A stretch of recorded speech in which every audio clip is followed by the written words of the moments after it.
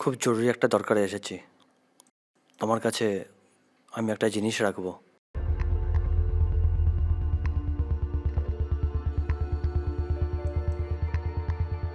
কি এমন ধনদৌলত এনেছ শুনি? বেশি সময় নেই, চলে যাব। সময় নেই বললেই জানা হলো। এটাকে ভাগিয়ে কিছুক্ষণ গল্প করবে, তারপর যাবে। সব ঘটনা ছোট বৌদি আমার মাকে ডেকে বলেছে, কিন্তু কেন বলেছে আমি জানি না। শুধু বলেছে আমি হয়তো চলে যাব কোথাও। তোমায় সব জানিয়ে গেলাম, পারলে প্রতিশোধ নিও। কিন্তু স্যার আমরা ভেবেছিলাম কোথাও পালিয়ে যাবে, ভাবিনি বৌদিটা এভাবে মারা যাবে। কিন্তু স্যার আমার মাকে খুঁজে দিন, আমার বিশ্বাস ওই দুটো ছেলে কুন্তল আর বাপন আমার মাকে সরিয়েছে। আসতে তো আমাকে হবেই।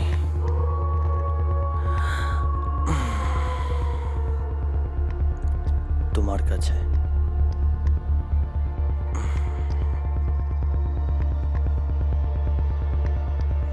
এই মোবাইলটা রেখে গেলাম, আমার দরকার পড়বে।